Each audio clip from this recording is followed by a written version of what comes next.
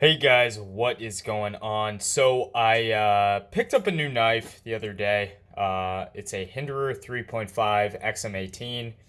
It is a Gen 6. I've had a couple of Gen 4s, never a Gen 6.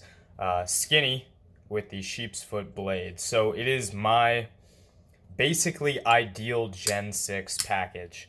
I did leave the bearings in just for testing. I want to see how they hold up.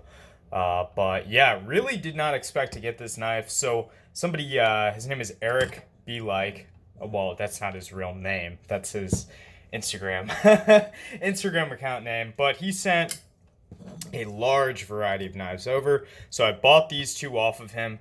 And he also sent, in addition, this guy. And he sent his own Benchmade proper, which I do not get to keep, but just get to check out. So shout out to Eric for that. He also sent a bunch of other stuff, which I do have an unboxing video. I don't know if I'm going to post it just because those videos can be easy to mess up. So like you really only get one take, and after the first take, it's like it's not even an unboxing. It's just whatever. I don't even know what it is. But so far, I like this knife a lot. It is a lot different. It almost feels like a whole different knife than the standard Gen 4 XM-18. This is about as plain Jane of a Hinderer as you can get.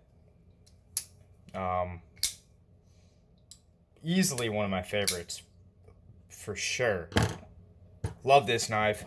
But I wanted to try out the Gen 6. I know people seem to really enjoy them. People that typically would not enjoy a Hinderer, at least as they come like that.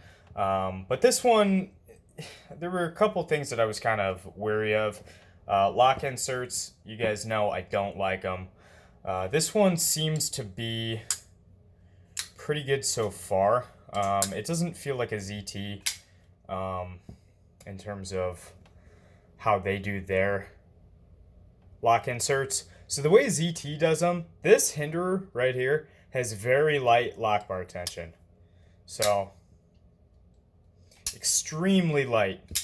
That's fine for titanium. It's not extremely light. I don't want to make it sound like it's barely anything, but it's one of the lighter lock bar tensions, and I think I really do enjoy that about the knife. And because it's titanium, it forms that little bond or connection with the steel lock face, and it doesn't slip. Now, with steel on steel will slip. What they did to rectify that was they put a lot of lock bar tension.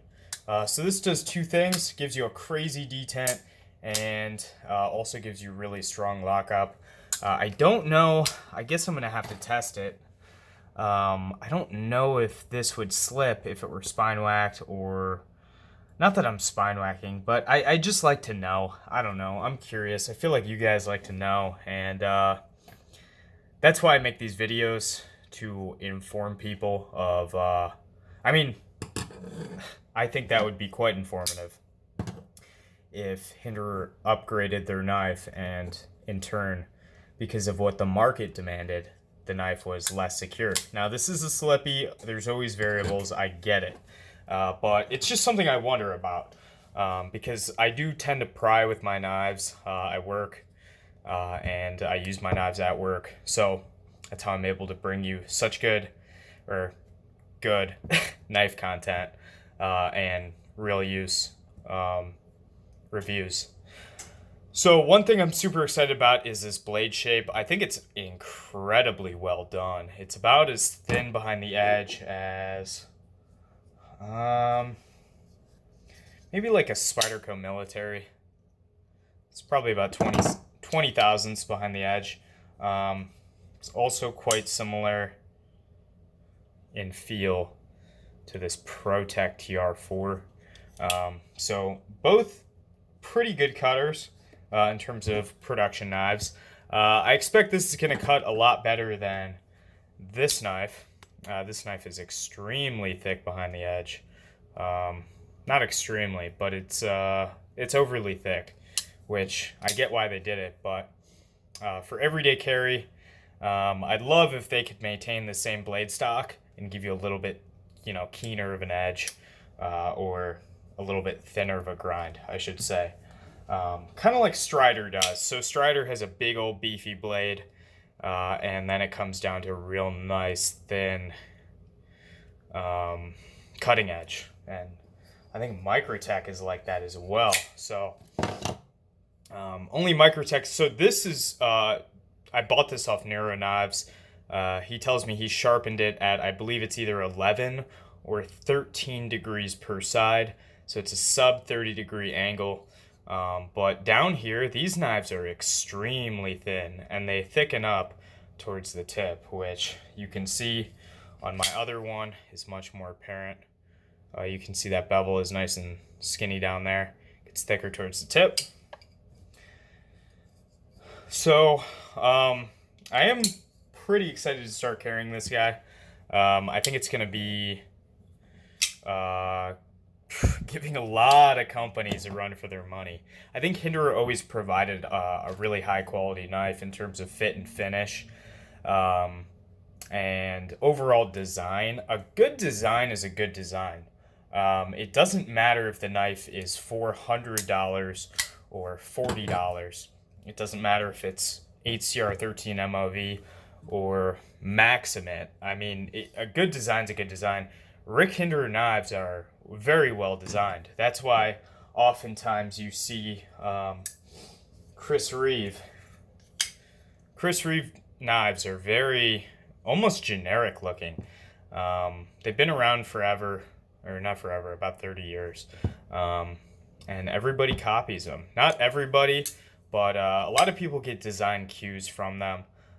You'll see a lot of the Chinese knives that tend to sell well, like the Ganzo, what is that, 710? Looks quite a bit like this. But anyway, yeah, so good designs don't die, and this is a good design. I like the pivot on here. I actually really like that it's a different color. In pictures, it bugs the shit out of me, but in reality, it's actually quite nice. I think this is pretty cool. Sorry guys, that's my oven. It's a little Rick Hinderer filler piece that says 2019 on it. And it's got the little horse. What else? Oh, tri-way pivot. So I'm going to be testing this with the bearings in it just because I want to know.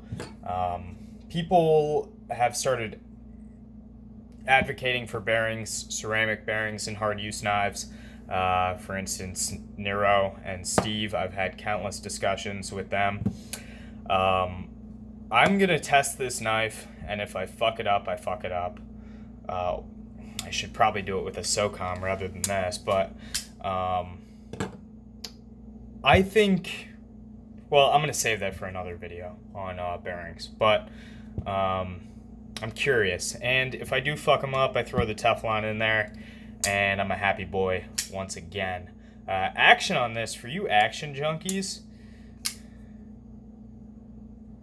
pretty fucking good, I think. I think that's pretty quick. I mean, I like this one. Feels more hydraulic.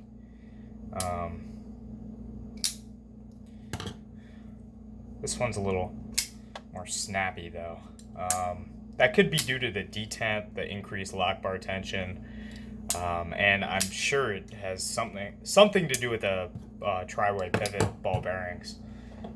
But yeah, really nice knife. I'm really shocked at how different it is than a standard Hinderer. It almost feels like an entirely different knife. It's pretty amazing. I think the grip is nice. I can get a nice full grip on it. I did notice that the blade is actually taller than the other Hinderer. I don't know if you can tell, but they actually just, so there's more space down here, but a lot of the blade is actually identical. Yeah, but I just think it's a cool knife overall. I can't wait to start using this, really beating on it. We'll see if that ball bearing system holds up. We'll see if this steel lock insert holds up, and we'll see how the ergos are and how well this knife cuts. Now, I don't know if I'm the only one that thinks about this, but I think that good cutting geometry has a lot to do with ergos, and I think geometry and cutting performance affects ergos a lot. So, I don't know, like if you have a super incredible thin behind the edge slicer, you're actually putting a lot less force into cuts. In turn, it reduces the force that is going to your hand from the handle. I don't know, maybe it's, I don't know if anybody else has thought of that, but it's something I was thinking about the other day. I think I may have touched on it in another video, but yeah, stay tuned for this, and thank you guys for watching. I will see you in the next video. Bye, guys.